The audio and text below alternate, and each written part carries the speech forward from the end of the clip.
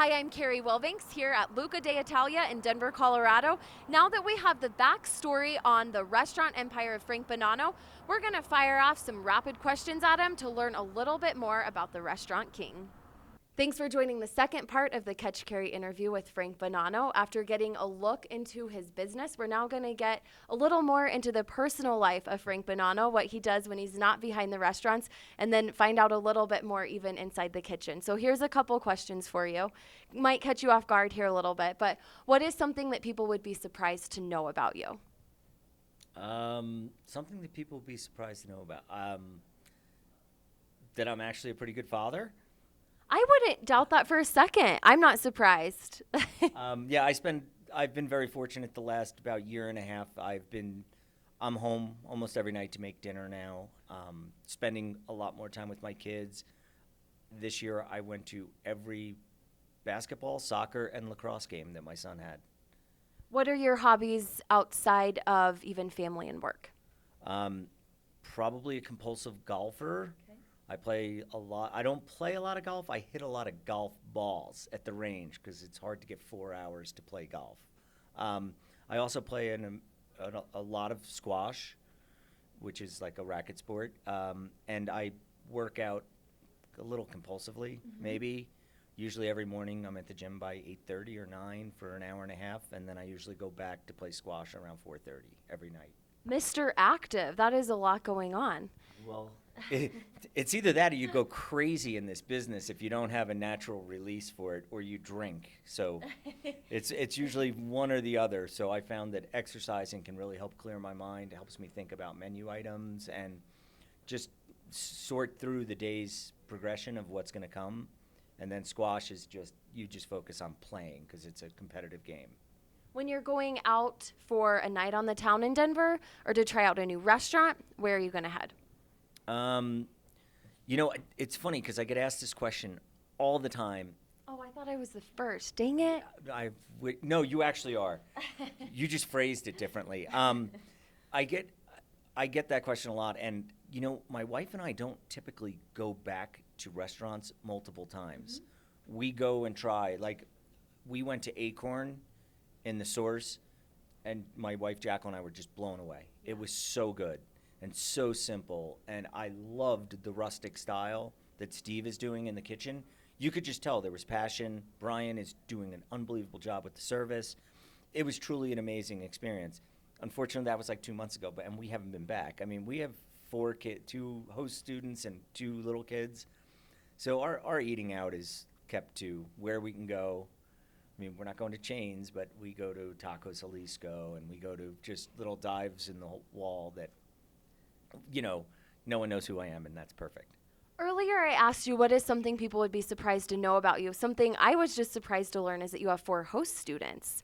2 host students. 2 host students. Okay, tell me about where they're from and what made you decide to give them a home and learn about Colorado. Well, they're Jin and Caitlin, and they're from South Korea. Okay. My son started at St. Mary's Academy this year, and prior to starting, Gracie, one of the administrators there, reached out. She's a regular at our restaurants, and reached out to my wife and said, hey, there's these 2 girls. They've been at St. Mary's for 3 years. They've been with the same host family for 3 years. Is there any way you'd consider taking them? And, fortunately for us, we have an amazing, huge house that has 6 bedrooms, so it just kind of worked out.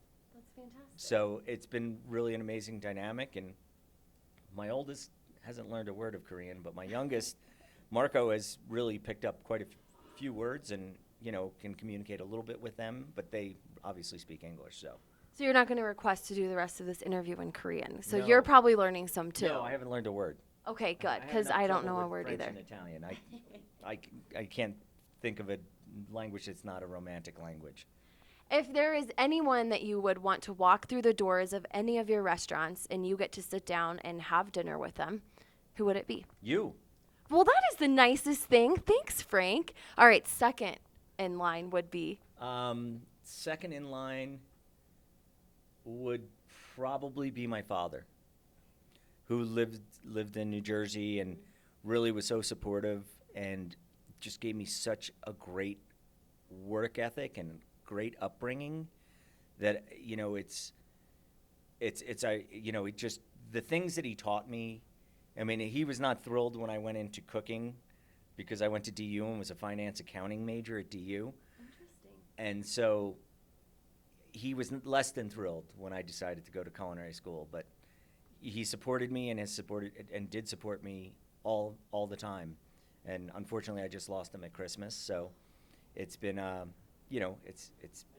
can reflect back now and think that I wouldn't be where I am today if it wasn't for my mother and my father. But he's been here long enough that he saw the immense success that you've had. Yes. He actually, they used to come out a couple of times, once a year for the first, I think they saw everything except for like Vesper and Lou's and Green Russell. I don't think he ever saw that, but he knew about it, and I'd send him images and stuff, and it would take him an hour to open them up. And my mother is just as bad. It takes her about an hour to open an email, but it was really great, and I know for sure without my wife and my parents, I would not be where I am today. That is a great answer, which leads me to my next question of, what would you cook your father if you were able to have a meal with him in one of your restaurants? Probably something that's not on our menus, which would be chicken scarparella, which is one of his favorite things.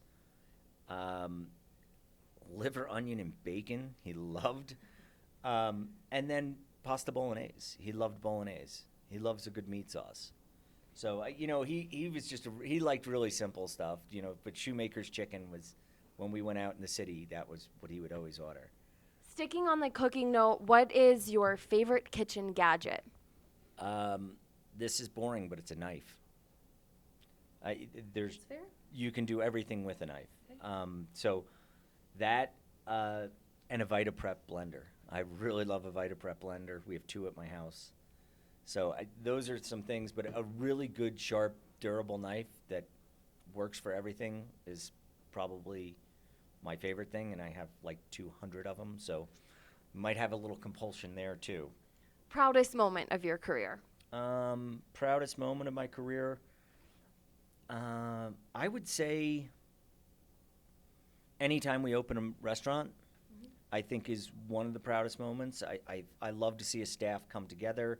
I love to see the way my wife can design a space and really embrace what it is I have in mind. Like, so usually the menu comes very quickly to me. Yeah. Like Salt and Grinder, the menu, I had that menu in like 6 hours. Wow. And she looks at it and she's like, this is exactly how I'm going to decorate it. This is what I'm going to do. So I like to see in like Emily and Liza and Lauren and Chris Gregory, all those guys, the way we work as a team to open something.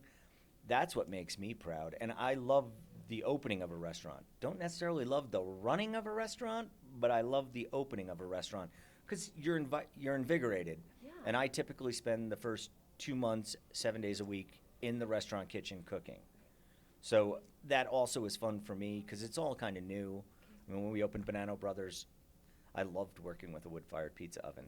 And I mean, it was just so much fun every day to go there and just spin pizzas and not have to worry about financing and all the other stuff that's associated with running a restaurant and having 380 employees. Thank you so much, Frank, for giving us behind the scenes of the restaurant empire that you have created. Thank you very much. It's a pleasure.